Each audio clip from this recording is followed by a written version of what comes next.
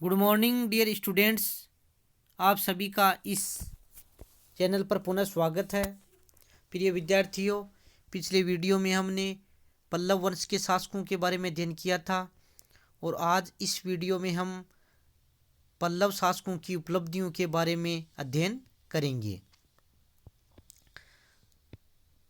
जैसा कि हम पढ़ चुके हैं कि पल्लव वंश ने दक्षिण भारत में शासन किया था और इन शासकों की उपलब्धियों के अंतर्गत राजनीतिक क्षेत्र में हम देखते हैं, हम पढ़ भी चुके हैं। तो इस वंश के शासकों ने 6ठी शताब्दी ईस्वी से 9वीं शताब्दी तक दक्षिण भारत में शासन किया था और अपने में साम्राज्य में उनके समय शांति एवं सुव्यवस्था थी और अनेक विद्वान उनके आश्रित थे। और ये जो काल था वो शांति एवं सुव्यवस्था का काल था और अपने क्षेत्र में इन्होंने, जिस क्षेत्र में इनका शासन था, आंतरिक शांति एवं सुव्यवस्था को स्थापित किया था। पल्लव वंश की अधिकतर उपलब्धि कला तथा साहित्य के क्षेत्र में है।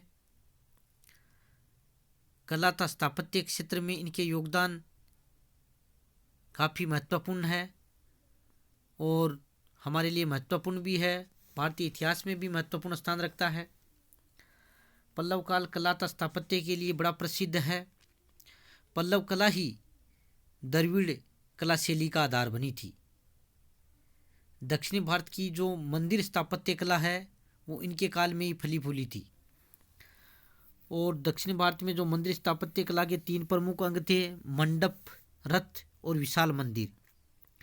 इन सभी में इस पल्लव वंश का महत्वपूर्ण रोल रहा था।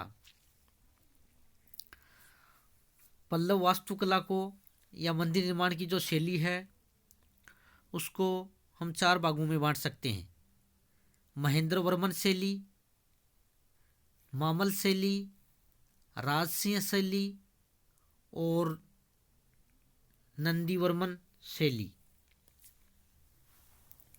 यानी जो मंदिर निर्माण की जो द्रविड़ शैली है उसका पल्लव शासकों ने काफ़ी विकास किया और 4 प्रकार की द्रविड़ जो मंदिर निर्माण की द्रविड़ शैली के अंतर्गत पल्लव शासकों ने काफ़ी योगदान दिया।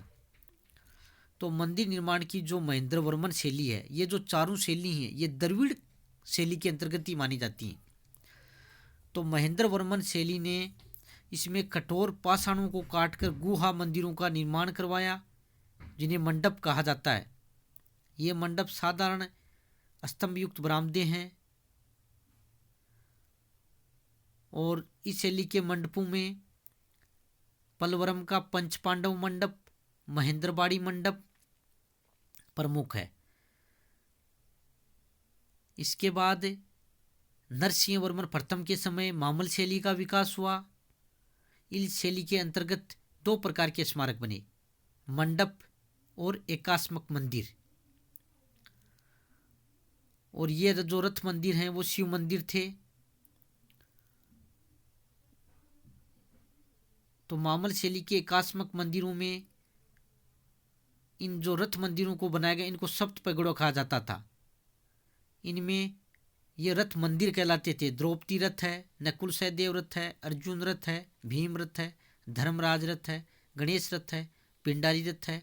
तो इस प्रकार ये शिव मंदिर थे। उसके बाद में राजसिंह शैली का विकास हुआ, यानी नरसिंह वर्मन द्वितीय के समय राजसिंह शैली का विकास हुआ। नरसिंह वर्मन द्वितीय ने राजसिंह की उपाधि धारण की थी। इस शैली के अंतर्गत गुहा मंदिरों के स्थान पर ईंट, पत्थर आदि की सहायता से इमारती मंदिरों का निर्माण हुआ। मामल्लपुरम का सौर मंदिर और कांची का कैलाशनाथ मंदिर प्रसिद्ध हैं, जो कि नरसिंह वर्मन द्वितीय के समय में इन मंदिरों का निर्माण हुआ। नंदी वर्मन शैली, चौथी शैली है नंदी वर्मन शैली। ये मंदिर निर्माण की शैलियां हैं जो कि द्रविड़ शैली के अंतर्गत आती हैं। इस नंदी वर्मन शैली के मंदिर अपेक्षाकृत छोटे हैं। कांची के मुक्तेश्वर मंदिर तथा मंगतेश्वर मंदिर, गुड्डी मल्लम का परशुरामेश्वर मंदिर तथा ओरागड़म का वाडामलीश्वर मंदिर इस शैली के प्रमुख मंदिर हैं। इस प्रकार ये जो नंदीवर्मन शैली है, इसके अंतर्गत कांची के मुक्तेश्वर मंदिर, मंगतेश्वर मंदिर, गुड्डी मल्लम का परशुरामेश्वर मंदिर, ओरागड़म का मल्लीश्वर मंदिर इस शैली के प्रमुख मंदिर हैं। तो इस प्रकार कला तथा स्थापत्य के क्षेत्र में, मंदिर निर्माण के क्षेत्र में पल्लव वंश का महत्वपूर्ण योगदान रहा है। और इसके साथ साथ स्थापत्य के साथ साथ मूर्तिकला में भी अनेक मूर्तियां पल्लव वंश में बनी हैं और मूर्तिकला का भी विकास हुआ है। साहित्य के क्षेत्र में, साहित्य के क्षेत्र में भी पल्लव वंश के शासकों ने अपना महत्वपूर्ण योगदान दिया है। उनमें सर्वप्रथम सिंह विष्णु जो संस्थापक था, उनके काल में प्रसिद्ध महाकवि भारवी रहते थे, जिन्होंने संस्कृत भाषा में किरातार्जुनीयम की रचना की। और पल्लवों के काल में अभिलेख भी लिखे गए और उनकी भाषा लगभग संस्कृत थी। महेंद्र वर्मन प्रथम ने मत विलास प्रहसन नामक एक हास्य ग्रंथ की रचना की थी, तो इसको भी आपको ध्यान में रखना है। और जो कदम वंशी राजकुमार मयूर श्रमण था, वो भी शिक्षा ग्रहण करने के लिए कांची आया था। और नरसिंह वर्मन द्वितीय के समय प्रसिद्ध लेखक दंडिन उसकी राज्यसभा में रहते थे, और दंडिन ने 10 कुमार चरित तथा काव्यादर्श नामक ग्रंथों की रचना की थी। तो इस प्रकार, और इसके साथ साथ संस्कृत महाविद्यालय की रचना भी पल्लव शासकों ने की थी। तो इस प्रकार साहित्य के क्षेत्र में भी पल्लव जो शासक हैं, उनके योगदान को भुलाया नहीं जा सकता। और इसके अलावा जो नंदीवर्मन तृतीय था, उसके समय में तमिल भाषा के प्रसिद्ध ग्रंथ भारत वेणवा के रचयिता पेरुन देवनार उसकी राज्यसभा में रहते थे। और बौद्ध विद्वान दिगनाग भी 4वीं शताब्दी में जो शिक्षा ग्रहण करने कांची आया था। तो इस प्रकार हम देखते हैं कि साहित्य के क्षेत्र में भी पल्लव शासकों की उपलब्धियां काफ़ी थी। धार्मिक क्षेत्र में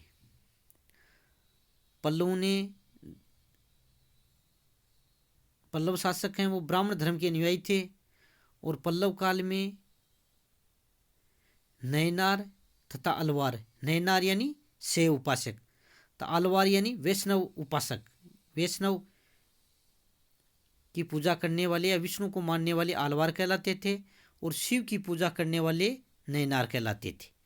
इनके समय में संतों ने भक्ति आंदोलन प्रारंभ किया था। यानी भारत में जो भक्ति आंदोलन का प्रारंभ है, वो प्रारंभिक काल में यानी पल्लव काल में ही प्रारंभ हुआ था। पल्लव शासक ब्राह्मण धर्म के अनुयायी होते हुए भी सभी धर्मों के प्रति धार्मिक सहिष्णु थे। तो इस प्रकार पल्लव वंश के शासकों की उपलब्धियां काफ़ी महत्वपूर्ण हैं। दक्षिण भारत के क्षेत्र को सुदृढ़ करने में, समुन्नत करने में इनका योगदान अविस्मरणीय है। प्रिय विद्यार्थियों, इस वीडियो को सुनने के बाद में आपको होम असाइनमेंट के लिए जो क्वेश्चन दिए जाते हैं उनको भी आप हल किया करो, ताकि परीक्षा में आपके अच्छे अंक प्राप्त हो सकें। इन्हीं शुभकामनाओं के साथ बहुत बहुत धन्यवाद।